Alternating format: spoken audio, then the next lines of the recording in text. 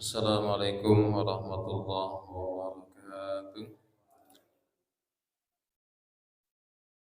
Innal hamdalillah nahmaduhu wa nasta'inuhu wa nastaghfiruh wa na'udzu billahi min shururi anfusina wa sayyiati a'malina may yahdihillahu fala mudilla lahu wa may yudlil fala hadiya lahu. Asyhadu an la ilaha illallah wahdahu la syarika lahu wa asyhadu anna Muhammadan abduhu wa rasuluh la nabiyya wa rasulah ba'dah. Allahumma salli wa sallim ala nabiyyina Muhammadin sallallahu alaihi wasallam. Yaqulu tabaraka wa ta'ala fi kitabihil karim ba'da a'udzu billahi minasyaitonir rajim. Bismillahirrahmanirrahim. Ya ayyuhalladzina amanu taqullaha haqqa tuqatih wa la tamutunna illa wa antum muslimun. Wa qala ya ayyuhan nasu taqu rabbakumul ladzi khalaqakum min nafsin wahidah wa khalaqa minha zawjaha wa batha minhuma rijalan katsiran wa nisaa'a wattaqullaha alladzi tasaaluna bihi wal arham innallaha kana 'alaikum raqiba. Wa qala ya ayyuhalladzina amanu taqullaha wa qulu qawlan sadida yuslih lakum a'malakum wa yaghfir lakum dhunubakum wa may yuti'illaha wa rasulahu faqad faza fawzan 'azima. Wa qala Rasulullah sallallahu alaihi wasallam ittaqillaha tsumma kunta wa atbi sayyi'atan hasanata tamhuha wa khaliqin nasa bi khuluqin hasanin. Wa qala aidan man salaka tariqan yaltamisu fiha ilman sahalallahu lahu tariqan ilal jannah. Sadaqallah wa sadaqa rasulul karim. Ma'asyiral muslimin, Bapak Ibu rahmat Allah Subhanahu wa taala. Tentunya mari kita terus mensyukuri nikmat-nikmat Allah Subhanahu wa taala yang kita tiada mampu untuk menghitung nikmat yang begitu banyaknya yang senantiasa Allah berikan kepada kita. Ada sebuah kisah di mana ada seorang kakek yang sudah 78 tahun yang di mana kemudian karena kecapean kemudian masuk di salah satu rumah sakit di Riyadh. Bahwa kemudian karena memang ada masalah di pernapasan beliau, maka beliau harus dibantu dengan melalui tabung oksigen.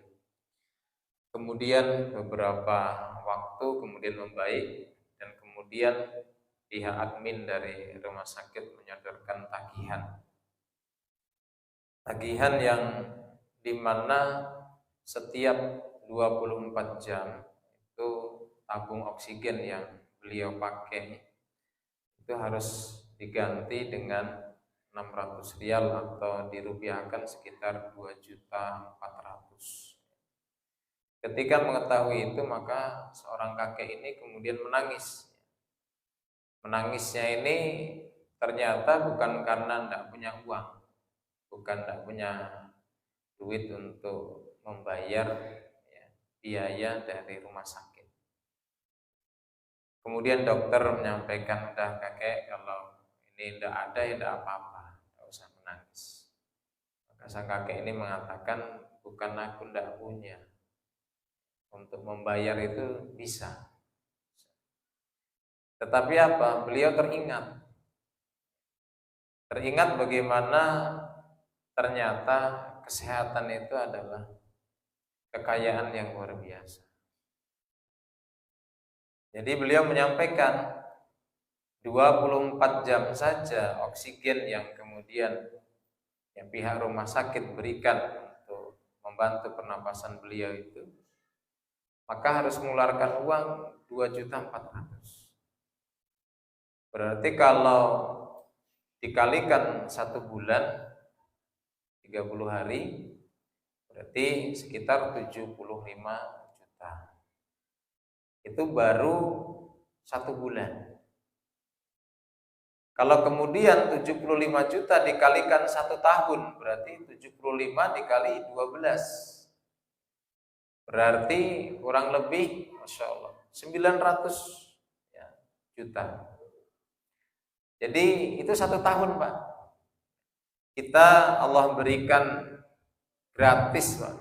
Sangat gratis. Jadi ketika kita menghirup napas ini, Masya Allah, ini gratis Allah Subhanahu wa ta'ala berikan kepada kita. 1 tahun 900 tahun. Nah, coba kita hitung Pak, diri kita hidup di dunia ini sudah berapa tahun Pak? Saya lahir 1985, sudah mendekati 40 Pak. Sudah mendekati 40 tahun.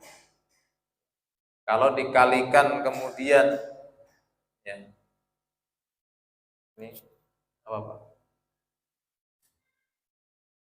Kalau dikalikan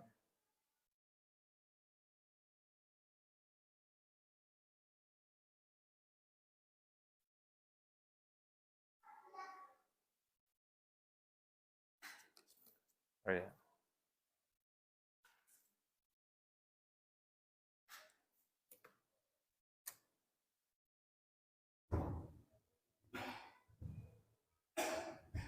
Baik, kita lanjutkan. Nah, ini mungkin tadi terlalu besar ya.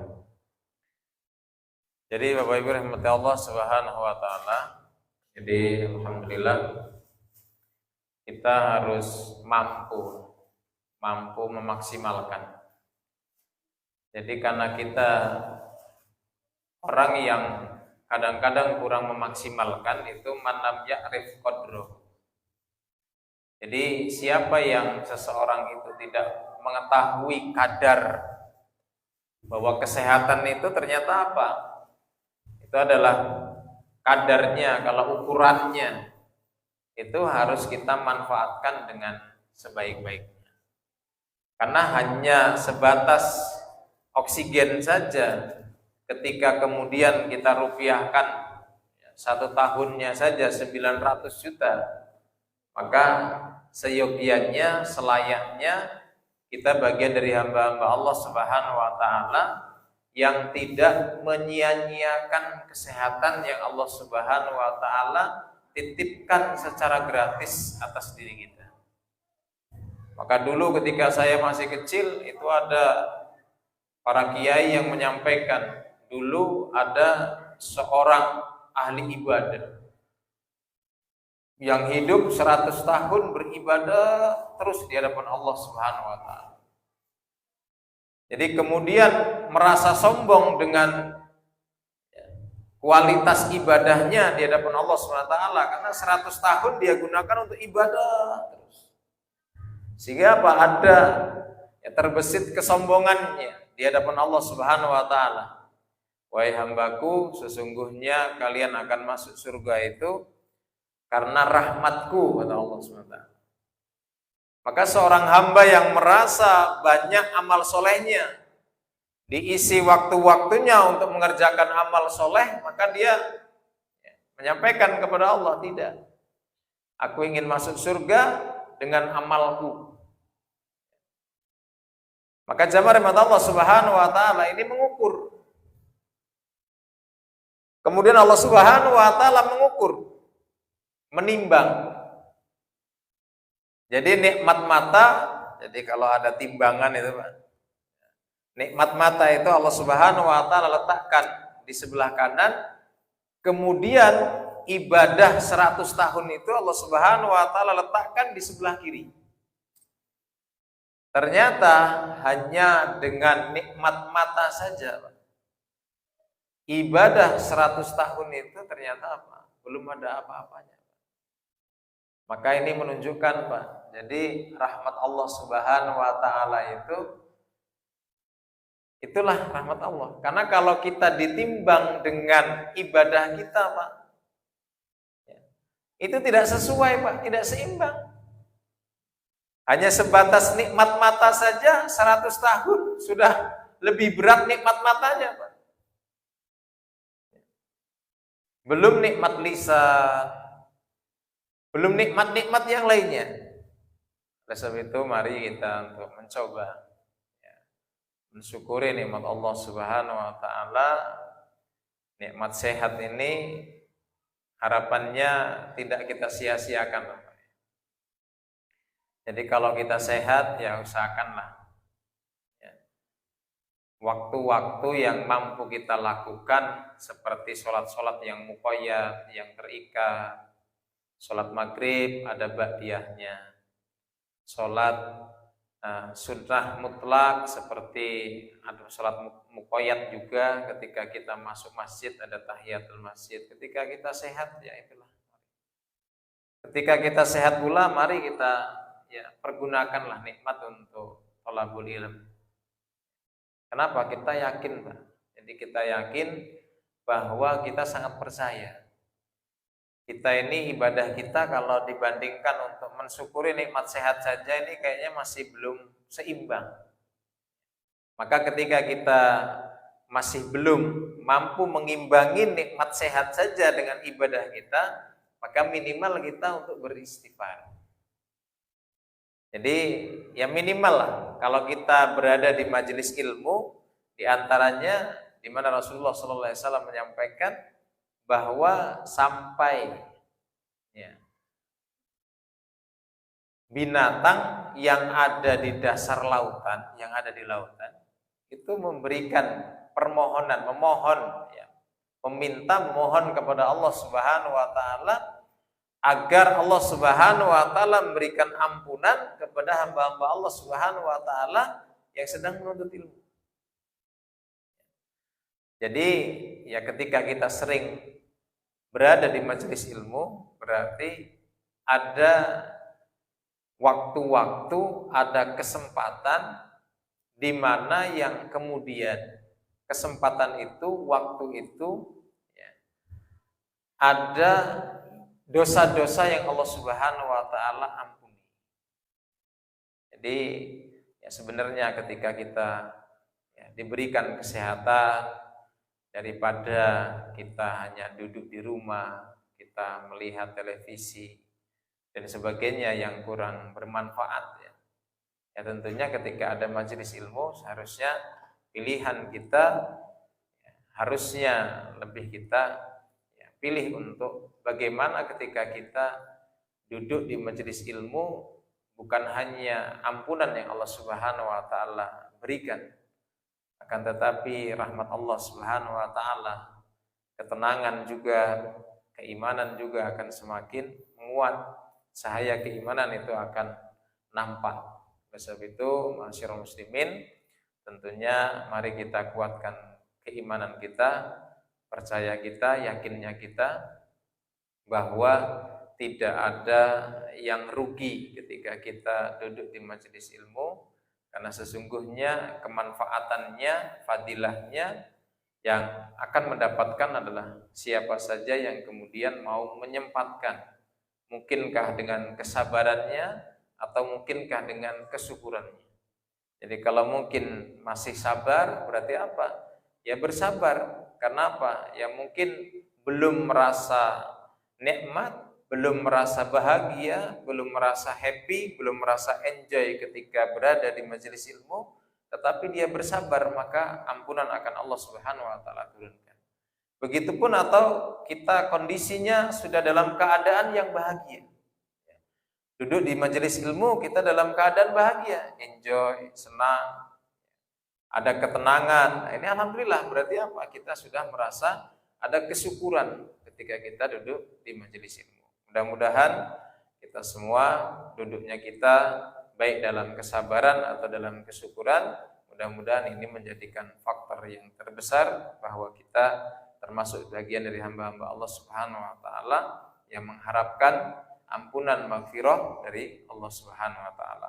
Shalawat dan salam senantiasa tercurah kepada qudwah hasanah kita Nabiullah Muhammad sallallahu alaihi wasallam, yang kita semua sangat yakin bahwa keberkahan hidup kita diukur sebanding lurus dengan bagaimana seorang hamba yang berusaha untuk terus ya mempelajari sunnah, kemudian mengamalkan sunnah, dan juga keberkahan hidupnya karena mau untuk mendakwahkan sunnah. Dakwah bil hal itu yang terpenting, dakwah dengan hal.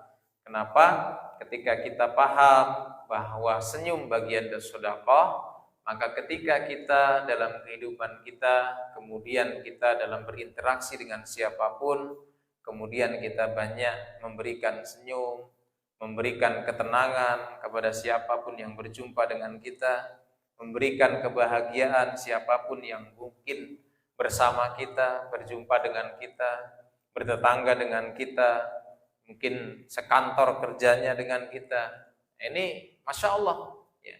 Jadi harapannya ketika kita melakukan itu, harapannya hanya mengharapkan balasan dari Allah Subhanahu wa Ta'ala.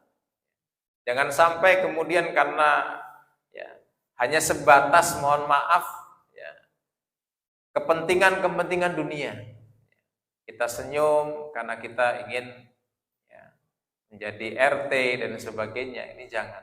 Kenapa? Karena di mana orang yang barokah itu ketika dia mengetahui sunnah dan kemudian seseorang itu mau mengamalkannya, itu bagian juga dari dakwah bil hal. Dakwah dengan hal, ya senyum. Bahkan di mana Rasulullah SAW sampai memotivasi, ahabbal a'mal ilallah.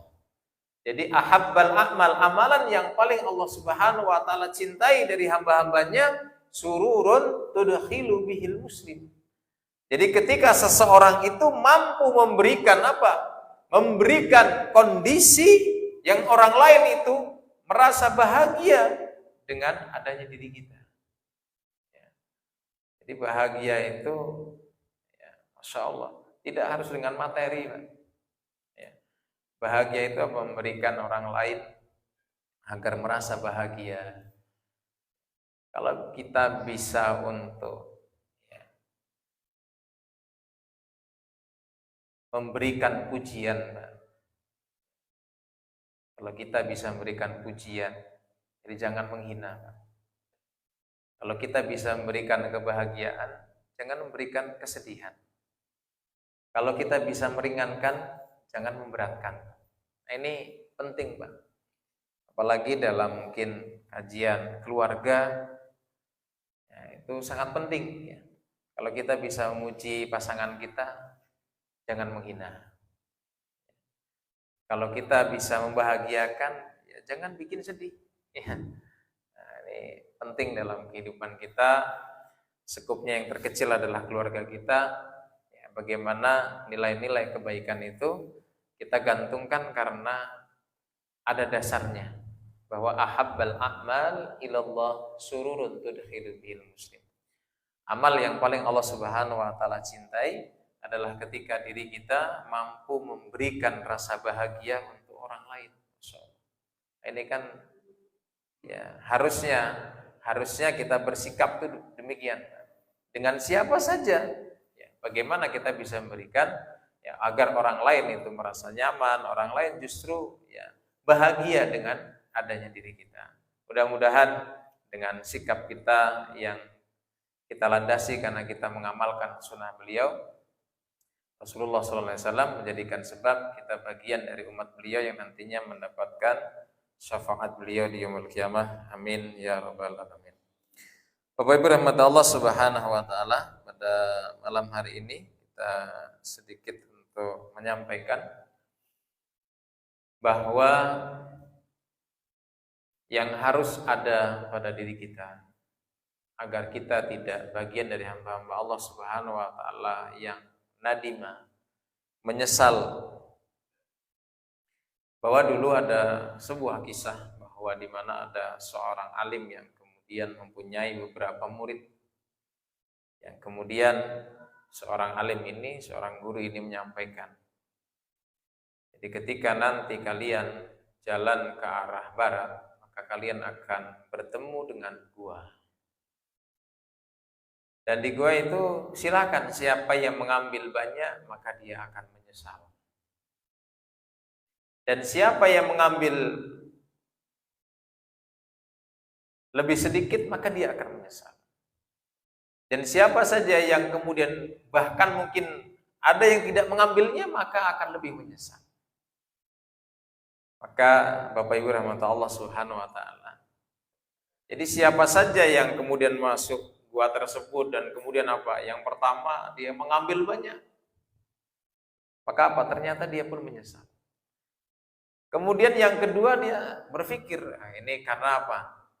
Tadi sang guru mengatakan mengambil banyak menyesal. Mengambil adalah mengambil lebih dikit, dia menyesal. Kemudian ada yang tidak sama sekali mengambil, maka akan lebih menyesal. Akan lebih menyesal. Jadi ternyata Ibnu Qayyim al-Jauziyah menyampaikan, jadi itu adalah permisalan ilmu.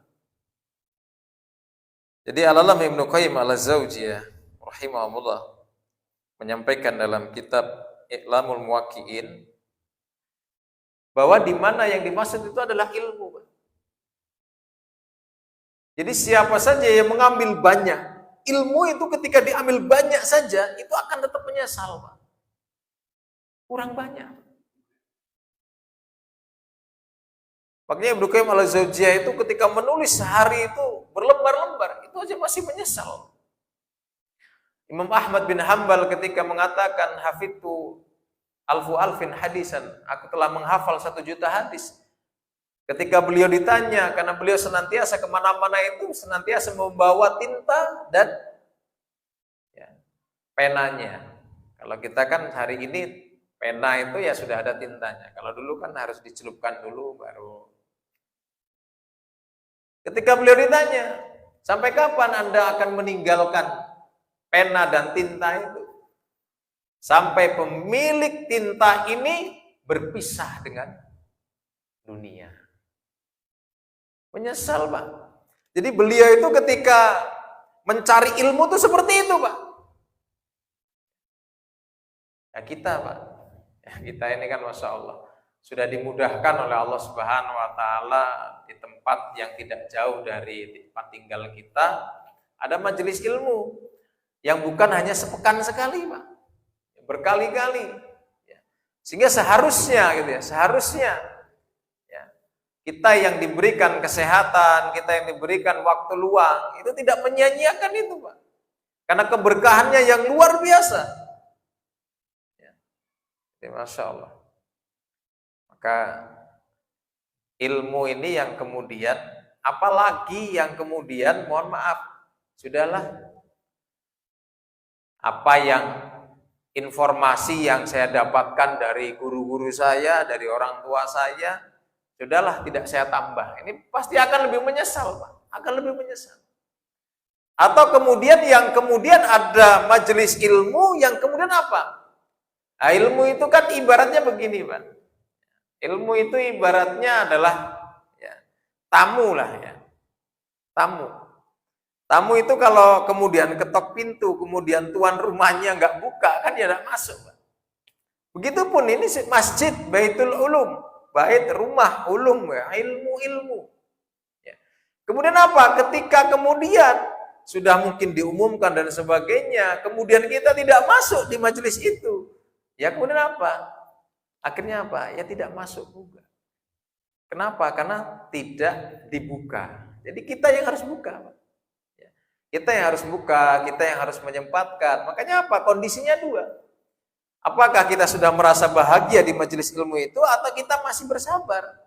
Tidak apa-apa, Pak, kita. Hari ini kita masih bersabar di majelis ilmu.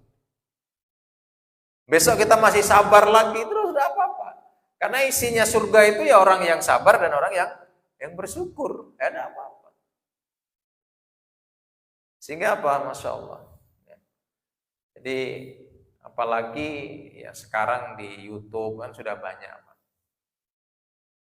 Jadi silakan kita banyak untuk bagaimana kesempatan waktu yang Allah Subhanahu wa Ta'ala berikan kesempatan atas diri kita itu untuk mencari ilmu. Karena apa? Ketika kita mohon maaf tidak mencarinya, maka kita akan menyesal. Akan menyesal. Wong kita yang mohon maaf mungkin kita lebih banyak ya mendengarkan ustadz si A, si B, si C sampai si Z gitu ya. Itu kadang-kadang kita masih menyesal juga. Maka Bapak Ibu rahmat Allah Subhanahu wa Ta'ala, maka ini yang disampaikan oleh Al-Allamah Ibnu Qayyim al-Jauziyah bahwa ya, seseorang itu ketika mengambil banyak saja dia pasti akan tetap menyesal ilmu. Minimal begini, Pak. Minimal ketika ikhtiar kita, tawakal kita. Jadi tawakal itu bukan kita meninggalkan ikhtiar. Jadi tawakal itu adalah bagaimana seluruh potensi yang ada pada apa yang Allah Subhanahu wa taala titipkan atas diri kita, karunia yang ada, kesehatan kah, harta kah, atau apa saja. Itu bagaimana kita maksimalkan untuk menjalankan ketaatan kita di hadapan Allah Subhanahu wa taala. Itu namanya tawakal. Hasilnya seperti apa? Ya, kita berdoa kepada Allah Subhanahu wa taala. Jadi kita berusaha. Ya tidak boleh kita, ya sudahlah, gini-gini saja. Tidak mau mencari. Kayaknya Rasulullah SAW pernah menegur sahabatnya yang dimana tawakalnya salah. Kenapa? Karena ketika hendak sholat, ontanya tidak diikat. Jadi ikat dulu onta. Jadi onta itu harus diikat, kemudian itu tawakal kepada Allah. Jadi motor kita harus kita kunci dulu, jangan sampai, mohon maaf, kita tawakalnya terlalu berlebihan, sehingga apa? Kunci motor kita taruh di motor, kita sholat. Akhirnya apa? Ada orang yang tadinya tidak niat, kemudian apa? Akhirnya karena ada kesempatan. Makanya apa? Sering ada ungkapan, sesungguhnya kejahatan itu belum mesti karena ada niat dari pelakunya, tapi karena ada kesempatan. Jadi tawakal kita harus benar. Tawakal kita dalam kita untuk ya minimal kita memperkecil penyesalan, Pak. Ya, jadi kita tuh ketika kita ya menyabarkan, berusaha untuk melatih kesabaran dalam majelis ilmu itu memperkecil bentuk apa? Bentuk rasa penyesalan kita di hadapan Allah Subhanahu wa taala. Kenapa? Karena Masya Allah kita banyak yang mungkin lalai menggunakan waktu yang seharusnya kita bisa pergunakan untuk menuntut ilmu, mencari ilmu, kita masih banyak mungkin lalai. Jadi kenapa ilmu? Ya. Karena ilmu adalah miftah, pembuka dari setiap kebaikan. Itu yang pertama. Jadi ilmu itu yang menjadikan seseorang kemudian beriman kepada Allah, menguatkan keimanan. Iman itu apa sih? Percaya, Pak. Makanya begini, Pak. Ya. Kayaknya nanti ilmu itu yang menguatkan keimanan, yang keimanan itu akhirnya menjadikan energi dorong untuk apa? Untuk seseorang mau mengamalkan dari konsekuensi keimanan itu. Orang perkara dunia saja, perkara dunia. Kita pernah punya teman yang kemudian sukses. Suksesnya itu sebenarnya karena teman ini sebenarnya kalau dalam segi EQ mungkin biasa-biasa saja, Pak. Tapi ketekunan itu luar biasa. Ketekunan itu luar biasa. Ketika beliau ikut seminar penjelasan tentang memanfaatkan pekarangan, karangan rumah itu dimanfaatkan kalau ada. Kenapa? Hanya sebatas jahe, Pak. Ya, jahe yang baik mau menggunakan polybag atau apa, terus dia tekun. Sehingga apa? Ilmu yang dia dapatkan segera kemudian dia yakini, ini kalau saya nanam yakin saya akan man yazra yahsud. Itu rumusnya, Pak. Siapa yang menanam maka dia akan memanen. Ya. Ternyata temannya, ya, itu yang kemudian apa? Sama-sama duduk di majelis ilmu tadi itu, kemudian apa? Ternyata apa? Ya. Karena kurang begitu telaten sehingga apa? Dia hanya sebatas tahu saja. Tahu. Akan apa? Tetapi tidak tidak mengamalkan, tidak mengerjakan. Akhirnya apa, Pak? Ya. Jadi 1 tahun dia sudah sekian ton. Ya. Sudah dia hasil panennya. Dia semakin yakin. Kemudian Pak, temannya ini baru ketika temannya sudah hasil sekian ton, baru dulu kamu langsung praktekkan tuh. Ya sudah. Jika kamu sudah dapat hasil, sudah. Jadi ternyata begini, Pak, tidak setiap orang yang kemudian dia duduk di majelis ilmu, kemudian serta-merta kemudian mengamalkan. Kadang-kadang apa? Butuh diyakinkan oleh orang lain. Dan butuh lagi berjumpa dengan orang-orang yang soleh. Hari ini kemudian kita mungkin hari ini, ya, mungkin ada yang sudah melazimi mungkin ya sholat tahiyatul masjid. Kemudian ada yang sudah melazimi mungkin syukrul wudu. Setelah wudu dia kemudian sholat 2 rakaat. Ada yang mungkin sudah melazimi qiyamul lail. Bukan kita tidak paham, dulu-dulu sudah paham, Pak. Tapi apa ya tadi itu? Ada yang belum telaten, Pak. Butuh apa? Butuh duduk lagi di majelis ilmu. Sehingga apa? Tahun lalu kita belum. Ya. Begitu, Pak. Jadi ada yang kemudian sudah dapat ilmu, menanam jahe saja, Pak. Sampai 3 ton.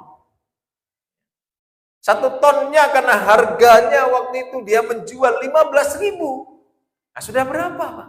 Kali 3 ton. Temennya yang kemudian hanya sebatas paham karena kemudian apa? Meninggalkan amal soleh. Makanya apa? Ilmu itu, Pak, miftah, menjadi pembuka. Untuk apa? Seseorang itu yakin dan seseorang itu untuk mendorong. Karena dengan keyakinan itu, seseorang akan beramal. Makanya kita ini kan, Masya Allah. Mari dengan ilmu ini, ya bukan hanya sebatas pemahaman. Kalau hanya sebatas pemahaman, kita akan merugi. Dengan siapa? Dengan orang-orang yang sabar tadi, teman. Satu polybag itu, yang diameternya itu bisa 1 kilo lebih, Pak. Ya, kita biarkan saja, kita tanam satu, kita biarkan saja. Ketika sudah ini kita taruh lagi, kemudian ya timbun lagi, terus timbun lagi, sampai penuh 1 polybag itu. Nah, Masya Allah. Begitupun, Pak, ilmu itu ketika kemudian kita amalkan, Masya Allah, yang berkahnya luar biasa. Maka mohon maaf, Pak, orang yang kemudian ketinggalan itu yang tidak duduk di majelis ilmu. Jadi banyak orang yang kemudian punya harta. Kemudian apa? Ada kesempatan untuk kurban. Karena apa? Ilmu yang dia dapatkan, kurban itu sunnah hanya 1 kali seumur hidup. Yang seharusnya dia setiap Zulhijjah kemudian dia bisa kurban, mendapatkan keutamaan yang luar biasa karena informasi ilmunya yang hanya dia dapatkan. Nah, sudah cukuplah sekali saja. Sehingga apa? Akan apa, Pak? Akan fatah. Fatah akan luput darinya. Dia tidak mendapatkan itu. Kayaknya Rasulullah Shallallahu Alaihi Wasallam menyampaikan dalam hadis yang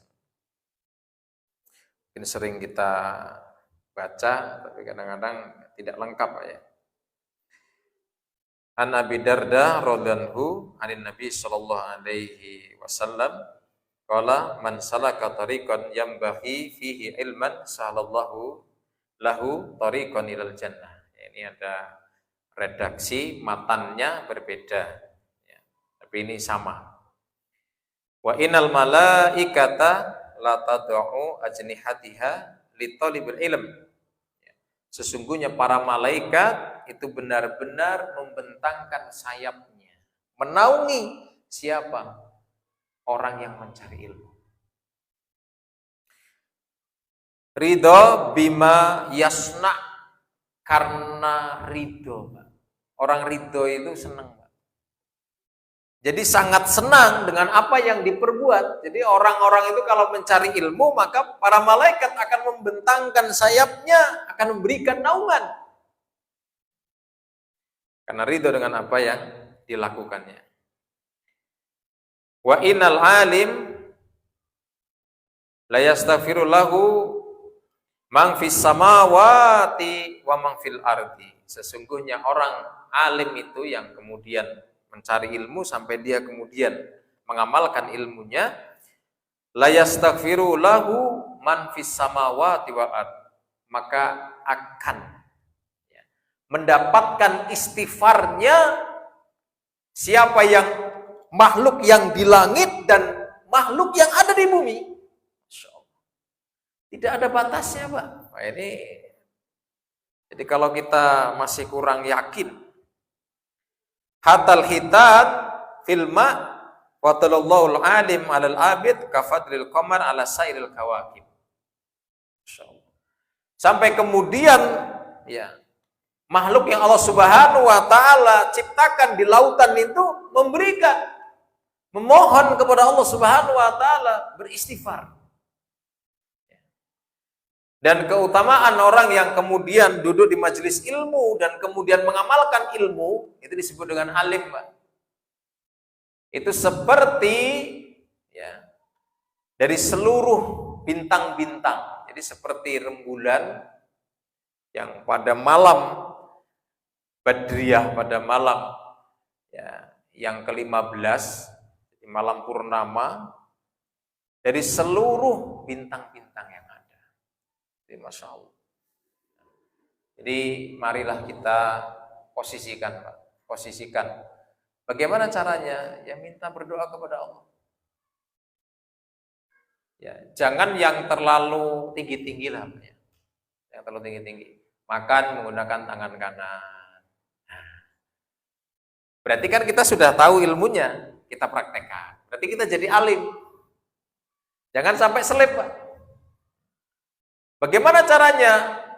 Caranya berdoa kepada Allah, ya Allah, bulan ini ya Allah, Engkau telah perjalankan hambamu ini mengetahui keutamaan bahwa makannya Rasulullah SAW itu menggunakan tangan kanan. Ya Allah, bulan ini ya Allah, bismillah. Untuk apa? Istiqomahkan ya Allah, kalau makan dan minum harus menggunakan tangan kanan terus. Jadi itu, Pak.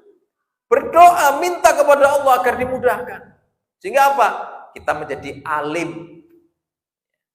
Alim itu enggak semuanya dulu ya, satu-satu dulu. Makan dan minum menggunakan tangan kanan, kita tahu ilmunya, kita praktekkan dalam kehidupan kita, kita alim dalam makan dan minum. Setelah itu kita dapat hadis lagi. Allah itu sangat suka ketika hambanya diberikan nikmat, setiap makan dan minum mengucapkan Alhamdulillah. Ya Allah, setelah hamba makan, setelah hamba minum, ya Allah, jadikan hamba alim untuk itu. Sehingga apa? Kita mengucapkan Alhamdulillahirabbil alamin. Jadikan, Pak, jadi hal-hal yang sepele itu, jadikan diri kita alim, Pak. Bukan hanya sebatas paham, tapi tidak kita praktekkan. Alim itu adalah di mana kondisi seseorang yang kemudian mengetahui ilmu dan berusaha untuk mengamalkan ilmu tersebut. Jadi ya, jangan terlalu yang apalah ya.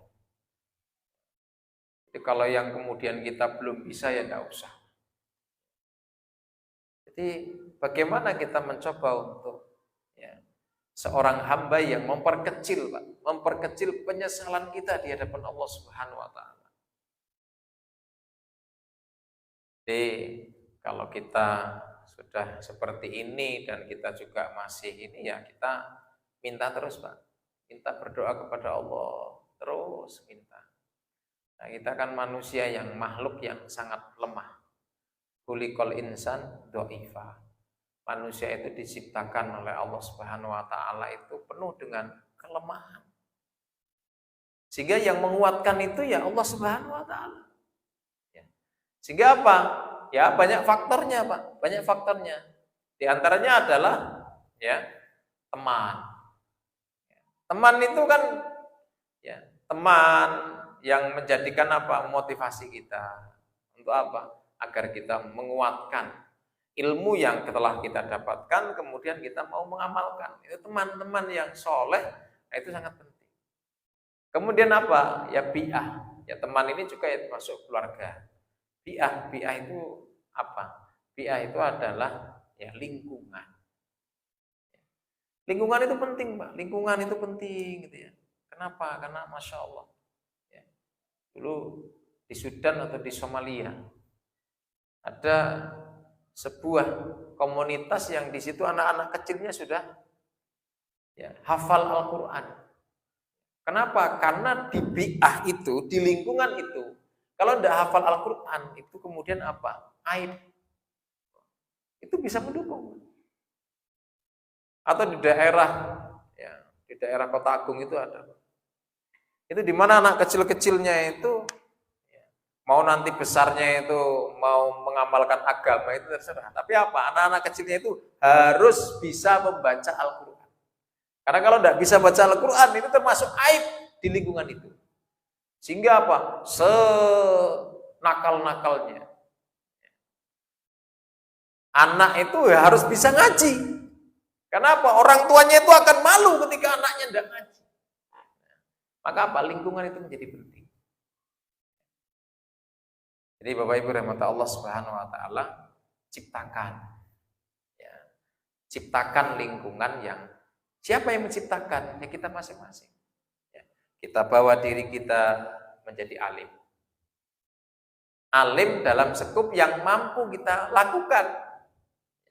Alimlah kita dalam berbicara. Kalau kita tidak bisa berbicara yang baik, lebih baik diam. Nah, itu kan alim, Pak. Ya.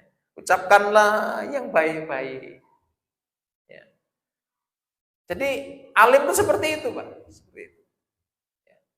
Jadi kemudian apa? Kemudian kalau kita mungkin ya main ke rumah saudara kita. Kita keluar dari rumah saudara kita itu kalau bisa, kita tuh jadi orang yang bisu lah. Jangan apa yang nampak dari mata kita kemudian kita sebarkan. Wah, rumah si fulan itu Masya Allah ya berantakan dan sebagainya. Jangan. Ini kita jadi alim, harus jadi alim, Pak. Kalau kita kemudian tidak bisa berkata baik, udah diem aja lah. Kita lihat apa gitu nanti kita sampaikan. Lihat apa kita sampaikan. Tidak usah. Apa keuntungan kita? Ini kan butuh ilmu, Pak. Makanya ilmu itu pembuka kebaikan, itu adalah ilmu. Bahkan di mana Rasulullah Shallallahu Alaihi Wasallam menyampaikan al ulama warasatul anbiya. Jadi orang alim itu jamaknya ulama. Disebutkan apa? Warasatul anbiya, pewaris para nabi. Masya Allah. Dan para nabi itu tidak meninggalkan dirham. Ternyata apa? Para nabi itu meninggalkan ilmu, Pak. Innal anbiya lam yurasu dinaran wala dirhaman wa innama warathul ilm. Makanya apa? Kita akan menyesal, Pak. Kalau kita tidak mengambil apa yang Rasulullah SAW, para Rasul itu mewariskan ilmu. Maka kalau kita tidak mengambilnya, maka kita akan menyesal di hadapan Allah Subhanahu Wa Taala. Menyesal, Pak. Kita ambil sudah banyak aja sudah menyesal, Pak. Apalagi kita mohon maaf. Yang seharusnya kita ibaratnya ya bukalah, Pak. Buka. Ya. Mari kita buka kesempatan. Masya Allah. Ya. Sudah masjidnya dekat dan sebagainya, keberkahan turun, ampunan turun, kemudian kita belum mau, nah ini kan kita akan menyesal di hadapan Allah. Kita ngambil banyak itu saja, kita ya berapa hari ini supaya Baitul Ulum ini termasuk bagian dari ketika kita bermajelis, ini sebenarnya Pak, itu adalah upaya kita untuk apa? Agar kita memperkecil penyesalan kita di hadapan Allah Subhanahu wa Ta'ala. Ya, mudah-mudahan ya, sedikit ya, ilmu pada malam hari ini memberikan ya, keyakinan, semakin percayanya kita bahwa orang yang yakin, orang yang berilmu, kemudian menambah keyakinannya, insya Allah tetap dalam amalnya pun berbeda. Dalam amalnya berbeda. Dia akan menghilangkan rasa malas, subuh malas, tapi apa? Dengan keimanannya, dengan ilmu yang dia dapatkan, maka apa? Keimanan itu akan menjadikan seseorang tidak malas dalam mentaati Allah Subhanahu wa taala. Mudah-mudahan diiringi hidayah Allah Subhanahu wa taala, hidayah irsyad dan wa taufiqon. Mudah-mudahan kita bagian dari hamba-hamba Allah Subhanahu wa taala yang terus Allah Subhanahu wa taala istiqomahkan kita untuk terus berada di majelis ilmu. Semoga Allah Subhanahu wa taala memudahkan kita untuk mengamalkan apa yang kita ketahui. Demikian kepada Allah Subhanahu wa taala. Kepada jemaah sekalian saya mohon maaf. Akhiru da'wana astaghfirul khairat. Wassalamualaikum warahmatullahi wabarakatuh.